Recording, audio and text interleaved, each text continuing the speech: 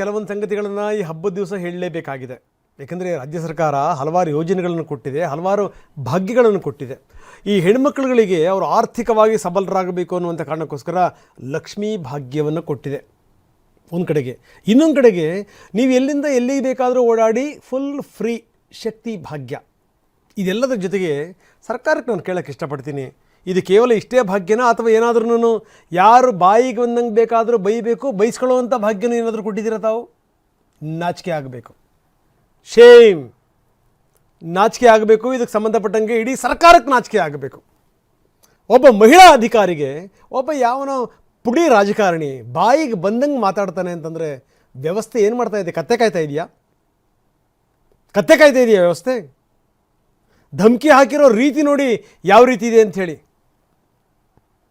ಏನಿದ್ರ ಅರ್ಥ ಇದು? ಏನು ರಾಜಕಾರಣಿಗಳ ಈ ಪುಡಿ ರೌಡಿಗಳು, ಪುಡಿ ನಾಯಕರುಗಳು ಬಾಯಿಗೆ ಬಂದಂಗೆ ಮಾತಾಡ್ಬೋದಾಗಾದ್ರೆ ಏನು ಮಾಡ್ತಾ ಇದೆ ವ್ಯವಸ್ಥೆ?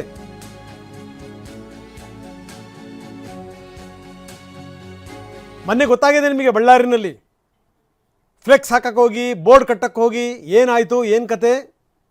ಗುಂಡಿನ ದಾಳಿ ತನಕ ಬಂದು ನಿಲ್ತು. ಗುಂಡಿನ ದಾಳಿ ತನಕ.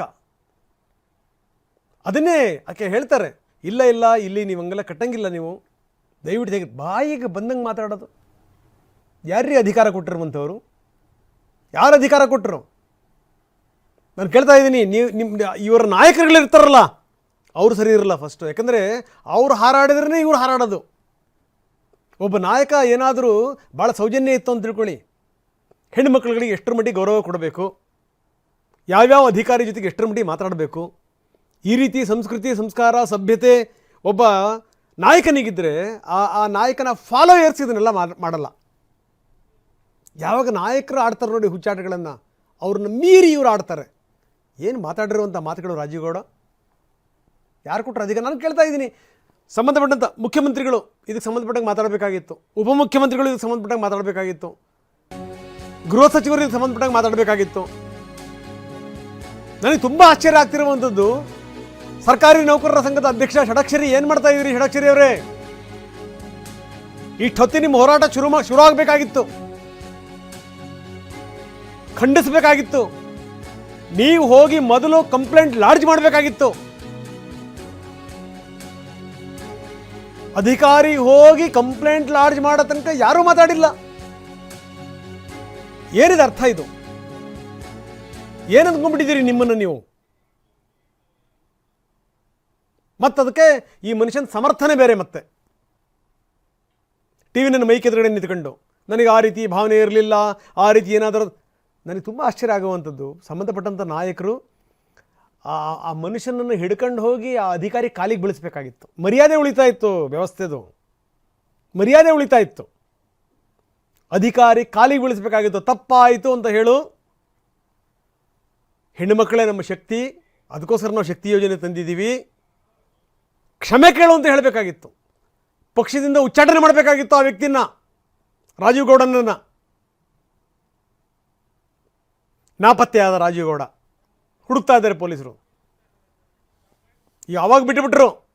ಯಾಕೆ ಸುಮೋಟೋ ನೀವು ಕೇಸ್ ದಾಖಲಿಸ್ಕೊಳ್ಳಿಕ್ಕೆ ಆಗ್ತಿರ್ಲಿಲ್ವಾ? ಒಬ್ಬ ಅಧಿಕಾರಿ ಮಾಧ್ಯಮದ ಎದುರುಗಡೆಗೆ ನಿಂತು ಅಳ್ತಿರುವಂಥ ಸಂದರ್ಭದಲ್ಲಿ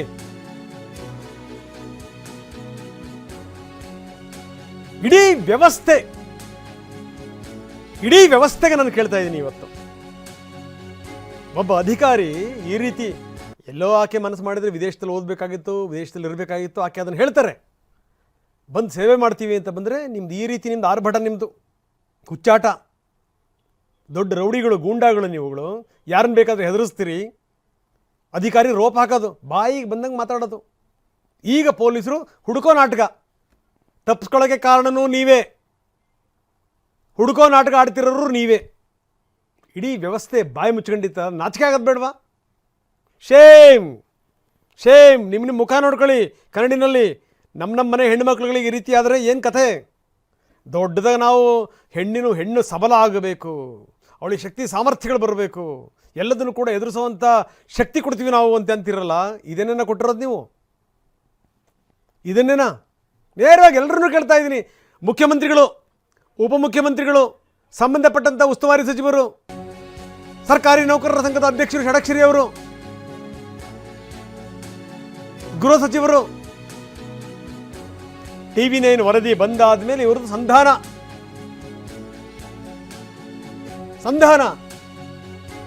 ಆ ರೀತಿ ಏನಾದರೂ ಇದ್ದಿದ್ದಿದ್ರೆ, ನಾಯಕತ್ವದ ಗುಣ ಇದ್ದಿದ್ರೆ ಮನುಷ್ಯ ಏನು ಮಾಡಬೇಕಾಗಿತ್ತು ಅಂದರೆ ನೇರವಾಗಿ ಅಧಿಕಾರಿ ಹೋಗಿ, ಮೇಡಮ್ ನಾನೇನೋ ಮಾತಾಡಿದೆ, ನನ್ನ ಕ್ಷಮಿಸಿ, ನೀವೇನು ಹೇಳಿದ್ರು ಕೂಡ ಅದನ್ನು ನಾನು ಫಾಲೋ ಮಾಡೋಕ್ಕೆ ತಯಾರಿದ್ದೀನಿ ನಾನು ಅಂತ ಹೇಳಿದ್ರೆ ಮುಗಿದೋಗ್ಬಿಡೋದು.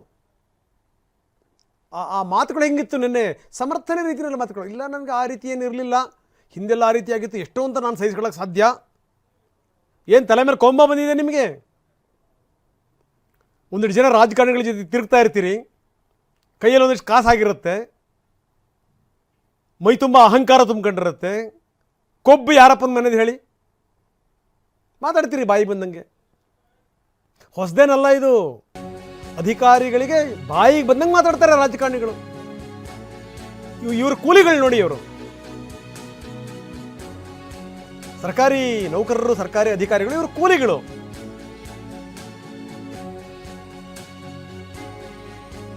ಎಂಥ ಸ್ಥಿತಿ ನೋಡಿ. ಒಬ್ಬ ಪ್ರಭಾವಿ ಗುತ್ತಿಗೆದಾರರು ರಾಜಿಗೆ ಪ್ರಯತ್ನ ಪಟ್ಟರಂತೆ, ಇದೆಲ್ಲ ಬೇಡ ಬಿಟ್ಬಿಡು ಅಂತ ಹೇಳಿ ಅಂತ.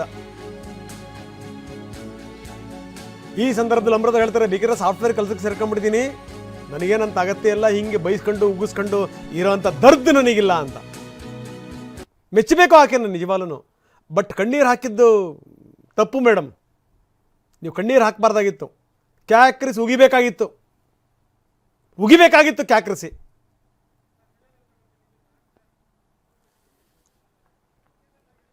ಹಿಂಗೆ ದೊಡ್ಡದಾಗಿ ಹೆಣ್ಣುಮಕ್ಕಳನ್ನೇ ನಾವು ಸಬಲರನ್ನಾಗಿ ಮಾಡೋದು, ಶಕ್ತಿ ತುಂಬೋದು, ಅವ್ರಿಗೆ ಸಾಮರ್ಥ್ಯ ತುಂಬೋದು, ನಾವು ಹೆಣ್ಣುಮಕ್ಳು ಜೊತೆಗಿದ್ದೀವಿ ಅನ್ನುವಂಥ ಸಂದೇಶ ರವಾನಿಸೋದು ನಾಚಿಕೆ ಆಗೋದು ಬೇಡವೇನ್ರಿ? ನಾಚಿಕೆ ಆಗೋದು ಬೇಡವಾ? ನಾನು ಮತ್ತೊಂದು ಸರಿ ಹೇಳ್ತಾ ಇದ್ದೀನಿ, ಯಾರಾದರೂ ಹೆಣ್ಮಕ್ಳು ಅಧಿಕಾರಿಗಳಿಗೆ ಈ ರೀತಿ ಆದರೆ ಅಳಬಾರದು. ನೀವು ಅಳಿಸ್ಬೇಕು, ವ್ಯವಸ್ಥೆಯನ್ನು ಅಳಿಸಬೇಕು, ನೀವು ಅಳಬಾರದು.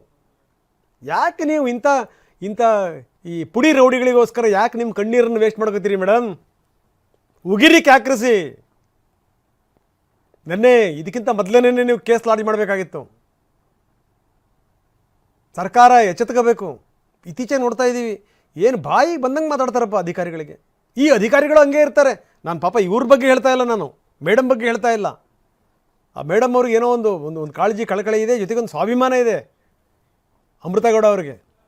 ಅಯ್ಯೋ ಬೇಕಿದ್ರೆ ನಾನು ಕೆಲಸ ಬಿಟ್ಟು ಹೋಗ್ತೀನಿ, ಹೋಗ್ರಿ, ಸಾಫ್ಟ್ವೇರ್ ಇಂಜಿನಿಯರಾಗಿ ಬದುಕ್ತೀನಿ, ಯಾವನಿಗೆ ಬೇಕು ಅಂತಂದ್ರಂತೆ ಯಾರೋ ಒಬ್ಬ ರಾಜಿಗೆ ಬಂದಂಥ ಸಂದರ್ಭದಲ್ಲಿ. ಹಂಗಿರಬೇಕು ಹೆಣ್ಮಕ್ಳು. ಯಾಕೆ ಹಂಜಬೇಕು? ಆಮೇಲೆ ಇನ್ನೊಂದು ಹೇಳ್ತಾ ಇದ್ದೀನಿ, ಈ ಸಂಘಟನೆಯವರು ಪಂಗಟನೆಯವರು ಅವರೇನು ಬಂದು ಪರವಾಗಿಲ್ಲ ಅಂತ ಅಗತ್ಯ ಇಲ್ಲ. ಇವರಿಗೆ ಸ್ವಂತ ಶಕ್ತಿ ಇದೆ. ಅದೇ ರೀತಿ ಶಕ್ತಿ ಸಾಮರ್ಥ್ಯಗಳನ್ನು ಬೆಳೆಸಬೇಕು ನಾವು. ಏನಾದರೂ ಆದಂಥ ಸಂದರ್ಭದಲ್ಲಿ ತಿರುಗಿ ನಿಲ್ಲಿ, ಎದ್ದು ನಿಲ್ಲಿ. ಇಲ್ಲಿ ಜಾತಿ ಬರಬಾರ್ದಿಲ್ಲಿ, ಪಂಗಡ ಬರಬಾರ್ದಿಲ್ಲಿ, ಹೆಣ್ಣು ಅನ್ನುವಂಥದ್ದು ಮಾತ್ರ ಬರಬೇಕು, ಅಧಿಕಾರಿಣಿ ಅನ್ನೋದು ಮಾತ್ರ ಬರಬೇಕು ಅಷ್ಟೇ. ಜಾತಿ ಮತ ಇದ್ದಿದ್ದರಿಂದ ಯಾರೋ ಬಗ್ಗಿಬಿಟ್ರು, ನೋ. ಯಾವ ಹೆಣ್ಣು ಮಕ್ಕಳುಗಳಿಗೂ ಕೂಡ ಈ ರೀತಿ ಅವಮಾನ ಆಗಕೂಡದು, ಆಗಬಾರದು.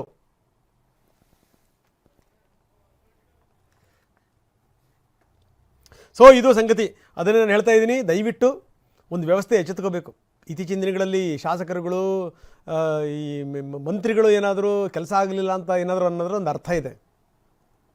ಪುಡಿ ರಾಜಕಾರಣಿಗಳೆಲ್ಲ ಮಾತಾಡೋದು, ಪುಡಿ ರೌಡಿಗಳೆಲ್ಲ ಮಾತಾಡೋದು ನಾಚಿಕೆ ಆಗಬೇಕು. ಶೇಮ್. ಈಕೆಗೆ ನ್ಯಾಯ ಸಿಗಬೇಕು. ರಾಜೀವ್ ಗೌಡನನ್ನು ಎತ್ತಕೊಂಬರಬೇಕು ಪೊಲೀಸರು. ಸುಮ್ಮನೆ ಹುಡುಕೋ ನಾಟಕ ಆಡಿ ಸುಮ್ಮನಿದ್ದಂಗಲ್ಲ, ಯಾರ್ಯಾರೋ ರಾಜಿಗೋಸ್ಕರ ಪ್ರಯತ್ನ ಪಟ್ಟಂಗಲ್ಲ. ಶೇಮ್ ಇದು, ನಾಚಿಕೆ ಆಗಬೇಕು.